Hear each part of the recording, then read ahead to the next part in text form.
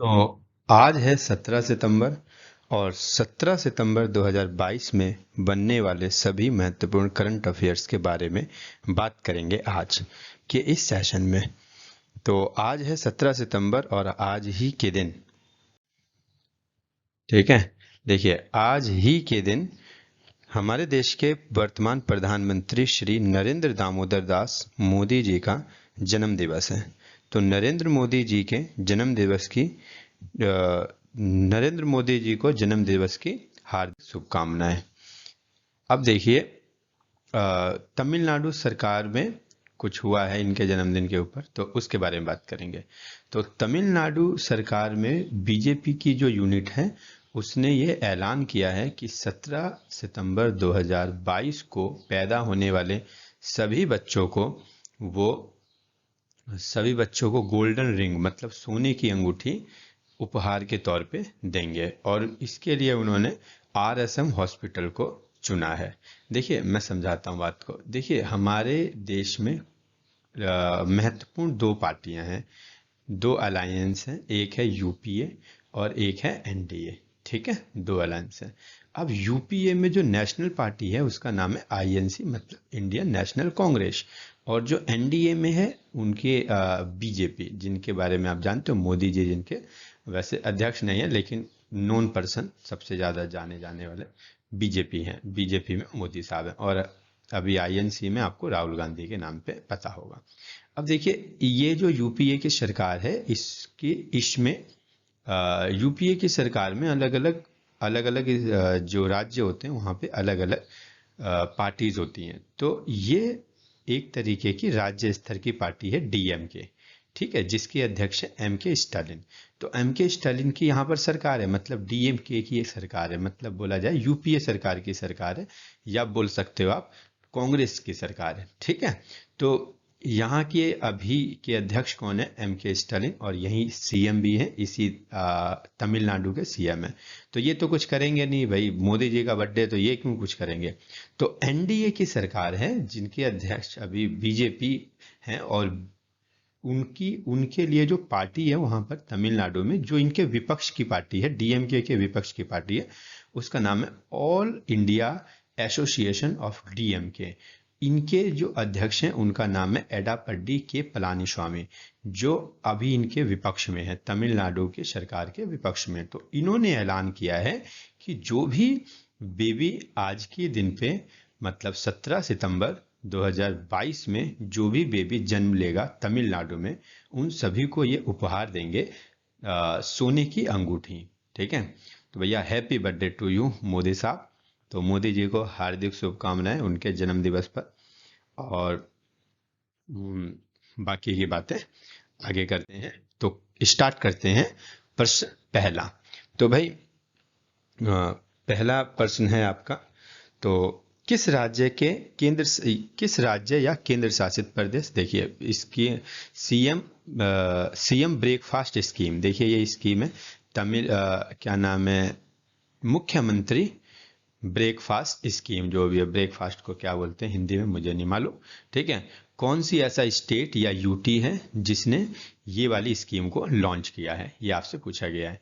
तो CM of Delhi, Delhi के CM, या ऑप्शन नंबर बी गुजरात के सीएम, या ऑप्शन नंबर सी तमिलनाडु के सीएम, या ऑप्शन नंबर डी महाराष्ट्र के सीएम। तो इनमें से कौन से ऐसे सीएम हैं जिन्होंने क्या किया है, जिन्होंने breakfast scheme, CM breakfast scheme को लॉन्च किया है? तो आपका दोबारा से आंसर सीएम ऑफ तमिलनाडु। तो तमिलनाडु के जो सीएम है उन्होंने ऐसा किया है। तो तमिलनाडु से आजकल क्वेश्चन बहुत ज़्यादा आ रहे हैं। ठीक है, तमिलनाडु से करंट अफेयर ज़्यादा आ रहे हैं। तो देखते हैं थोड़ी तमिलनाडु के बारे में बात। तो भाई तमिलनाडु हमारे देश का महत्वपूर्ण राज्य है, और कैपिटल है इसकी चेन्नई, और गवर्नर हैं अभी यहाँ पर आर एन रवि, और एम के स्टालिन तो यहाँ पर सीएम है ही हैं, अभी मैंने पीछे ही आपको बताया है, और इनके ही विपक्ष में है एडापड्डी के पलानीस्वामी। ठीक है, इनके विपक्ष में है एडापड्डी के पलानीस्वामी। चलो आगे बात करते हैं। अब देखिए आगे है when when is world ozone day observe. तो भाई आपका ऑप्शन है 14 सितंबर, 15 सितंबर, 16 सितंबर या 17 सितंबर। तो कौन से सितंबर में आपका ओजोन डे मनाया जाता है, विश्व ओजोन दिवस मनाया जाता है। तो भाई विश्व ओजोन दिवस मनाया जाता है 16 सितंबर। ठीक है, 16 सितंबर को मनाया जाता है विश्व ओजोन दिवस। तो ओजोन दिवस के बारे में बात करते हैं। देखिए, ओजोन क्या होती है? ओजोन हमारे स्ट्रेटोस्फेयर पे, देखो पृथ्वी जो होती है, जैसे ये मान लीजिए पृथ्वी है, तो इसके ऊपर कुछ लेयर्स होती है इन्वायरमेंट की। तो जो सबसे पहली लेयर होती है उसी का नाम होता है स्ट्रेटोस्फेयर। ठीक है, क्षोभ मंडल बोलते हैं हिंदी में। तो क्षोभ मंडल पे ही एक ऐसी मोटी परत बना रखी है, किसने? तो O3 ने। O3 की एक मोटी परत है। ठीक है, O3 की एक मोटी परत है। तो और देखो ये रहा O3, इसको बोलते हैं ओजोन। ओजोन के मॉलिक्यूलर फॉर्मूला है O3। तो इधर O3 की मोटी परत है जो क्या करती है, सूरज से आने वाली जो हानिकारक परावैंगनिक किरणें, इनको ये एब्जॉर्ब कर लेती है, मतलब हमारे पास आने नहीं देती। हम तो यहाँ पे रहते हैं, तो ये हमारे पास इसको एंटर ही करने नहीं देती, मतलब यहाँ से आती तो है लेकिन यहाँ पर नहीं आ पाती है। तो इससे हमको बचाती है। और क्या नाम है, अगर ये नहीं बचाती तो स्किन कैंसर से रिलेटेड बहुत सी बीमारियां हो सकती थी। अब बात करते हैं कि इसकी खोज कब हुई थी। खोज का मतलब देखो, वर्त है थी तो ये जब से पृथ्वी है तब से ही थी, लेकिन इसके बारे में हमको कब पता चला? तो 1913 में सबसे पहले चार्ल्स फैब्री और हेनरी बेशन, इन दोनों ने बताया था हमारे के इसके बारे में कि जो हमारी O3 जो गैस होती है उसने एक लेयर बना रखी है। ठीक है, बात करते हैं ओजोन की जो लेयर है, जो इसकी मोटाई है या इसमें कितने ओजोन के मॉलिक्यूल हैं, इसके अमाउंट को किससे नापते हैं? तो इसके अमाउंट को नापते हैं हम लोग डॉप्सन से। बहुत बार क्वेश्चन पूछा गया है कि ओजोन लेयर की मोटाई को किससे नापा जाता है, तो उसकी इकाई है डॉप्सन। डॉप्सन से नापा जाता है। ठीक है, और क्या नाम है, इसका नाम किस लिए पड़ा है जो डॉप्सन? क्योंकि इन जो स्पेक्ट्रोमीटर है, स्पेक्ट्रोमीटर या डॉप्सोनोमीटर, डेप्सोनोमीटर जो है, ये क्या है? ये वो डिवाइस है जिससे नापा जाता है। देखिए, एक तो यूनिट है और एक डिवाइस है। तो डिवाइस का नाम है डेप्सोनोमीटर, और जो यूनिट से नापा जाता है, जैसे आपको अगर यहाँ पर 2 यूनिट होगी तो बोलोगे 2 डेप्सन। ठीक है, 2 डेप्सन, 3 डेप्सन। तो डेप्सन उसकी इकाई है, जिसको किसने ये जो डेप्सोनोमीटर है या स्पेक्ट्रोमीटर है, जिस डिवाइस का नाम, इस डिवाइस को बनाने वाले थे GMB डेप्सन, इसीलिए इसका नाम डेप्सन के नाम पे पड़ा हुआ है। ठीक है, अब ये क्या हो रही है, ये परत जो है धीरे धीरे यहाँ से कटती जा रही है। ठीक है, यहाँ से ये धीरे धीरे यहाँ से ये कटती जा रही है धीरे धीरे। तो इसका कारण क्या है कटने का? मतलब ये धीरे धीरे पतली होती जा रही है, डिप्लीशन होते जा रहा है इसका। तो इसका मेन कारण है CFC, मतलब क्लोरोफ्लोरोकार्बन, जो कि हमारे AC से निकलता था। अब उसकी जगह पर फेरोन गैस का यूज किया जाता है। ठीक है, और क्या नाम है, और भी बताएं कि ऐसा कोई दूसरा भी प्लेनेट है जहां पर ओजोन की परत पाई जाती है? तो हाँ, बिल्कुल है, वीनस, मतलब शुक्र ग्रह। शुक्र ग्रह पे भी पतली लेयर पाई जाती है ओजोन की, जो कि 100 किलोमीटर के अराउंड में फैली हुई है। ठीक है, तो आगे बात करते हैं अब तीसरे क्वेश्चन के बारे में। तो तीसरे क्वेश्चन से पहले बात कर लेते हैं भाई, अगर हमारी वीडियो अच्छी लगती है तो आप इसे लाइक कर सकते हैं। ठीक है, और अगर हमारे साथ बने रहना चाहते हैं और इसी प्रकार की वीडियो देखते रहना चाहते हैं तो आप बेल आइकन को दबाएं और सब्सक्राइब करें, हमें सब्सक्राइब करें, बेल आइकन को दबाएं। और इस वीडियो को उन तक पहुंचाने की जिम्मेदारी भी आपकी ही बनती है जिनको इसकी जरूरत है। ठीक है, चलिए बात करते हैं आगे। Which of the following country has been launched under water under waste water scenario a white paper at world water congress? देखिए, वर्ल्ड वाटर कांग्रेस लगी है, कहाँ पर लगी है वर्ल्ड वाटर कांग्रेस? तो भाई डेनमार्क में लगी है। डेनमार्क की कैपिटल है कोपेनहेगन, है ना। और डेनमार्क में जो करेंसी है उसका नाम है कोरोने। और मैग्रेट 2 जो है यहाँ पर राजा हैं, और जो मैट्रे फेडरिक्सन जो है यहाँ पर अभी PM प्रधानमंत्री हैं। तो ये जो डेनमार्क है, इसकी जो कैपिटल है कोपेनहेगन, यहीं पर हुई है वर्ल्ड वाटर कांग्रेस। मतलब यहाँ पे बहुत सारे लोग आए हैं और वर्ल्ड वाटर कांग्रेस के बारे में बात कर रहे हैं। तो इसमें कौन से ऐसा कंट्री है जिसने under water waste water scenario white paper है जिसको लॉन्च किया है, ठीक है। तो उस देश का नाम है हमारा प्यारा भारत। तो भारत ने ऐसा किया है यहाँ पर, ठीक है। तो ये है क्या, ये मतलब वाटर को क्लीन करने के लिए ये दिखाया जाता है। देखिए हमारे सस्टेनेबल डेवलपमेंट गोल होते हैं, सस्टेनेबल डेवलपमेंट गोल।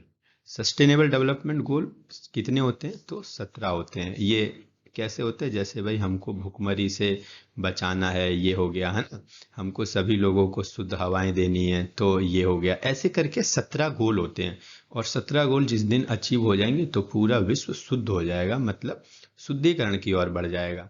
तो इनमें से छठे नंबर का जो गोल है वो है क्लीन वाटर एंड सैनिटेशन। मतलब हमें सभी लोगों को, पूरे विश्व को क्या देना है, शुद्ध पानी प्रोवाइड करना है। ये पूरे वर्ल्ड के, विश्व की ये एक बहुत बड़ी समस्या है। तो इसके लिए हर एक देश कार्य कर रहा है, तो उसके लिए लगा है वर्ल्ड वाटर कांग्रेस। और उसमें जो हमारी इंडिया है उसने ये बात कही है कि हम लोग लॉन्च करने जा रहे हैं अपने देश में अंडर वेस्ट वाटर सिनेरियो।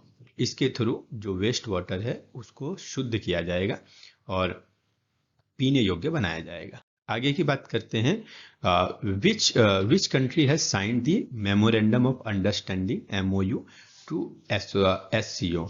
देखिए भाई SCO जो है वो है संघाई कॉरपोरेशन ऑर्गेनाइजेशन, ठीक है। और संघाई कॉरपोरेशन ऑर्गेनाइजेशन जिसकी फॉर्मेशन हुई थी 15 जून 2001 को, जिसका हेडक्वार्टर है बीजिंग में। बीजिंग चाइना में है, ठीक है, चाइना की कैपिटल है। और अगर बात करें मेंबर कंट्री, तो यहाँ पर 9 मेंबर हैं, चाइना, इंडिया, ईरान, है ना, कजाकिस्तान, किर्गिस्तान, पाकिस्तान, रसिया, तजाकिस्तान, उज्बेकिस्तान। तो भाई ये जो ईरान है ना, ईरान ये अभी अभी जुड़ा है, बिल्कुल अभी अभी जुड़ा है, ठीक है। तो आपका सही ऑप्शन है ईरान। ईरान ने अभी अभी MOU साइन किया है SCO के साथ, उसमें ज्वाइन होने के लिए, ठीक है। और ये जो ऑर्गेनाइजेशन है SCO, इसकी जो ऑफिशियल लैंग्वेज है वो है चाइनीज और रसियन, ठीक है। रसियन लगा लेना इधर, ठीक है, रसियन, ठीक है। और यहाँ पे सेक्रेटरी जनरल जो है इस ऑर्गेनाइजेशन के वो है जांग मिंग, ठीक है। तो आगे बात करते हैं हम लोग। तो विच ऑर्गेनाइजेशन हैज लिस्टेड, है ना, तो कौन सा ऐसा ऑर्गेनाइजेशन है जिसने ऐसा किया है।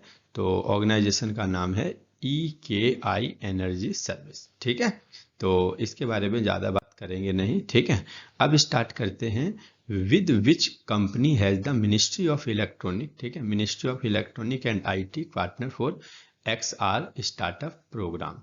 तो XR स्टार्टअप प्रोग्राम में जो हमारी मैत्री है, मैत्री बोले तो ministry of electronic and IT entrepreneurship जो है, तो उन्होंने किनके साथ ये साइन किया है, तो वो है मेटा। मेटा क्या है, वही कंपनी जिसने फेसबुक को अभी खरीद लिया था। तो अभी आप देखते होंगे, फेसबुक चलाते होंगे, तो उसमें लिखा आता होगा फेसबुक मेटा, ठीक है। तो फेसबुक का नाम बदल के मेटा कर दिया गया।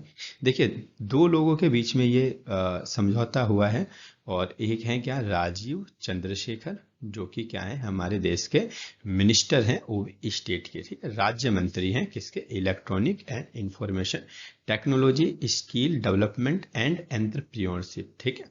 और किनके बीच में हुआ है, जो ये मेटा है, मेटा कंपनी के वाइस प्रेसिडेंट है जॉल कैपलैन, तो इनके बीच में ये समझौता हुआ है, ठीक है। इस स्टार्टअप को बढ़ावा देने के लिए इसमें करीब 10,000 जो नौकरियां हैं वो दी जाएंगी, एम्प्लॉयमेंट दी जाएगी, और एम्प्लॉयमेंट को जागरूक करने के लिए, और बहुत सी इंडिपेंडेंट कंपनियों को बनवाने के लिए ये मदद करेंगे, ठीक है, जिसमें ओवरऑल ग्रोथ होगी भारत की। आगे बात करते हैं, who has been appointed at the chairman of expert committee on venture capital.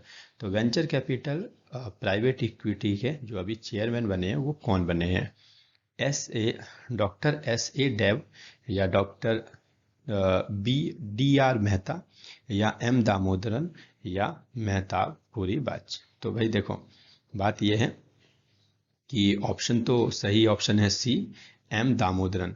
लेकिन ये लोग हैं कौन? देखिए, ये वेंचर कैपिटल प्राइवेट इक्विटी का मतलब है कि भाई एक ऐसी कमेटी बनेगी जो पैसों से रिलेटेड, फाइनेंशियल सर्विसेज से रिलेटेड होनी चाहिए। तो ये जो है, ये हमारे देश में जो सेबी है, सेबी सेबी के फॉर्मर अध्यक्ष हैं, ठीक है। सेबी जो है हमारी, सेबी, ठीक है, जिसमें शेयर बाजार वगैरह आता है, ठीक है।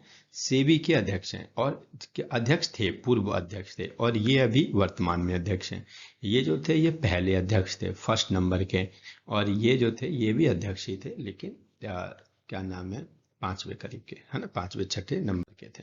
आगे बात करते हैं, who has been appointed as the chief coach of Mumbai Indians Cape Town. तो मुंबई इंडियंस जो केप टाउन है, उसके जो कोच अध्यक्ष बने हैं वो कौन बने हैं? तो भाई हसीम अमला पहला ऑप्शन है, साइमन कीच दूसरा ऑप्शन है, रॉबिन पेटरसन और जेम्स पेमेंट, पैम पैम पेंट पैममेंट, ठीक है। जो भी नाम है, इन लोगों के नाम ही ऐसे होते हैं, ठीक है। तो भाई ऑप्शन तो आपका है क्या, बी ऑप्शन सही ऑप्शन है। लेकिन बात करते हैं कि ये लोग हैं कौन, ठीक है। MI केप टाउन में और भी लोगों का अपॉइंटमेंट हुआ है।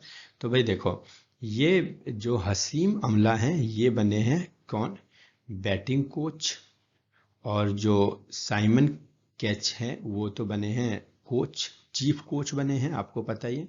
और जो पैटरसन है वो बने हैं जनरल मैनेजर, और जो ये पैममेंट जो है वो फील्ड कोच बने हैं, ठीक है, जिससे कि मुंबई इंडियंस बहुत अच्छी तरीके से अपना परफॉर्मेंस कर पाए। आगे की बात करते हैं, who has written a new book named Rajni's mantra, मतलब रजनी के मंत्र। रजनी के मंत्र किताब किसने लिखी है? रजनीकांत ने लिखी है, PC बाला सुब्रमण्यम ने लिखी है, पीयूष गोयल ने लिखी है, या अभिषेक मिश्रा ने लिखी है? तो भैया सही ऑप्शन है इसका PC बाला सुब्रमण्यम। मुझे पता है आपको लग रहा होगा रजनीकांत, लेकिन बाला सुब्रमण्यम। लेकिन इसका नाम रजनी के मंत्रा किसको लिखा गया है, किसके बारे में? तो भाई ये रजनीकांत के बारे में है, जो साउथ के बहुत ही बड़े एक्टर हैं रजनीकांत, उनके जीवन के बारे में लिखा गया है कि वो किस किस तरीके से आगे बढ़े हैं। और इनको लिखा है राइटर, साउथ इंडियन राइटर हैं ये, PC बाला सुब्रमण्यम, ठीक है। तो इन्होंने ही ये लिखा है, ठीक है। तो बहुत ही अच्छी बुक है। आगे की बात करते हैं हम लोग। तो जो कुछ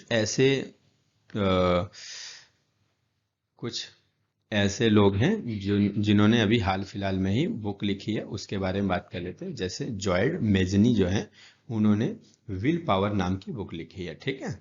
अमित सिन्हा और जॉय भट्टाचार्य जो है, उन्होंने लिखी है do different untold story of MS Dhoni. तो MS धोनी के ऊपर यह बुक लिखी गई है।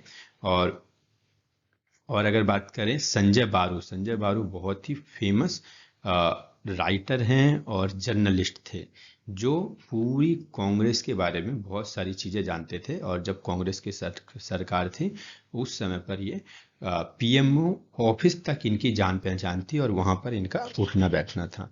तो इसके लिए जो एक्सीडेंटल प्राइम मिनिस्टर करके मूवी बनी है, तो उसमें भी जो अक्षय खन्ना है, उन्होंने संजय बारू का रोल निभाया है। और ये संजय बारू बहुत कुछ जानते थे INC के बारे में। तो इसीलिए इन्होंने क्या लिखा है, the journey of nation 75 year of Indian economy. तो भारत की अर्थव्यवस्था में जो पिछले 75 सालों में क्या हुआ है, इसके बारे में उन्होंने ये बता रखा है, ठीक है।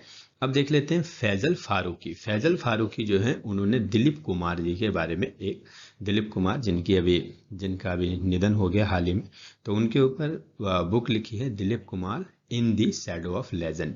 तो क्या नाम है, इनके बारे में बुक लिखी है। तो आगे की बात करते हैं, which of the following host first Shunya forum to commemorate first anniversary of India's zero pollution mobility campaign. तो भाई देखो, जो हमारा ऑप्शन है NITI Aayog, National Human Right Commission of India, और विजिल इंडिया मूवमेंट, और इंडियन पॉल्यूशन कंट्रोल एसोसिएशन। तो भाई पॉल्यूशन को रोकने के लिए, पॉल्यूशन को जीरो करने के लिए कैंपेन चलाया गया था, किसके द्वारा? नीति आयोग के द्वारा, ठीक है। नीति आयोग के द्वारा एक कैंपेन चलाया गया था पॉल्यूशन को, जो गंदगी है उसको जीरो करने के लिए। तो उसका पहली वर्षगांठ मनाई जा रही है। ठीक है, तो अगर बात करें नीति आयोग की, तो इसकी फुल फॉर्म याद रखने की बात है। नीति आयोग से जो चीजें याद रखने की बात है, मैंने वो सारी चीजें इधर लिख दी है। वन डे एग्जाम में इससे रिलेटेड बहुत सारी इंफॉर्मेशन में से ये इंफॉर्मेशन सबसे महत्वपूर्ण है। National institution for transforming India, इसकी फुल फॉर्म है, बहुत इंपॉर्टेंट। ठीक है, 1 जनवरी 2015 को प्लानिंग कमीशन के आधार पे, पहले हमारे भारत में प्लानिंग कमीशन था, तो प्लानिंग कमीशन को खत्म करके नीति आयोग बनाया गया 1 जनवरी 2015 में एनडीए की सरकार में। ठीक है, न्यू दिल्ली में इसका हेडक्वार्टर है, और जो इनके चेयरमैन होते हैं वो पीएम होते हैं भारत के। तो हम इस समय पर इसके जो चेयरमैन है वो नरेंद्र दामोदर दास मोदी है। सुमन बेरी जो है यहाँ पर अभी वाइस प्रेसिडेंट हैं, और जो अभी सीईओ हैं वो है परमेश्वरम अय्यर। तो आज की बातें यहीं पर ख़त्म करते हैं। उम्मीद है आपको ये सेशन पसंद आया होगा। अगर आपको पसंद आया है तो do like, subscribe and never miss to click the bell icon, और share the video to your colleague, friend और दोस्तों के साथ इसको शेयर करें। धन्यवाद।